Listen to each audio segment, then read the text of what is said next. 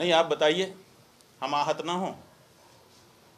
अगर हम अपने सचिव, हमारा सचिव है, मान लो सचिव माने सचिव कहो चाहे मंत्री कहो, एक ही होता है, और हमारा जो मुख्य सचिव है उसको हम प्राइम मिनिस्टर घोषित कर दें, उनको चोट लगेगी कि नहीं लगेगी?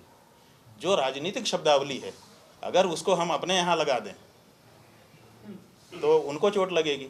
तो जब धार्मिक शब्दावली है उसको वो लगाएंगे तो हमको चोट नहीं लगेगी। तीर्थ का मतलब क्या होता है? शास्त्रों में तीर्थ का मतलब बताया गया है कि वो जगह जहाँ के पानी में नहाने से पाप धुल जाते हैं। तो बताइए, प्राइम मिनिस्टर आवास में कौन सा वो पानी है जिसमें नहाने से हमारे पाप धुल जाएंगे? एक बात। और दूसरे, क्या हमको वहाँ पर नहाने के लिए जाने मिलेगा? तीर्थ में तो सबका निर्बाध प्रवेश है, प्रधानमंत्री आवास में कहाँ निर्बाध हमारा प्रवेश है? तो ना तो हमारा प्रवेश है, और प्रवेश भी होगा तो वहाँ पर जाने से हमारे पाप तो धुलने वाले नहीं हैं। और तीसरी बात यह है कि ये पवित्र शब्द है तीर्थ, वहाँ पर कोई रोक नहीं है। प्रधानमंत्री आवास में या कार्यालय में कोई भी व्यक्ति नौकरी कर सकता है, वो हिंदू भी हो सकता है, वो मुसलमान भी हो सकता है, वो ईसाई भी हो सकता है। वो जूता ही पहन करके जाने का नियम है, नंगे पाँव तो जाया ही नहीं है। पूरे तीर्थ में चमड़े का जूता पहन करके लोग घूमेंगे। उसमें से मांसाहारी भी बहुत से होंगे, वो जब टिफ़िन घर से लेकर आएंगे तो मांस भी ले आएंगे, वहीं बैठ करके खाएंगे। आप तीर्थ शब्द का मजाक उड़ा रहे हो, हम क्यों ये परमिट करें? आपके पास शब्दावली नहीं है, आपके पास राजभाषा विभाग है, देश के जाने कितने लोगों को उसमें आपने भर रखा है।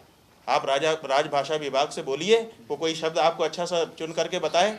जो हमारा धार्मिक शब्द है, उस धार्मिक शब्द की अर्थ में विकृति लाने का अधिकार हम अपने देश के किसी भी राजनेता को नहीं देते हैं, किसी भी सरकार को नहीं देते हैं। तो हमने उनको पत्र लिखा है और इस पर हम प्रोटेस्ट करेंगे।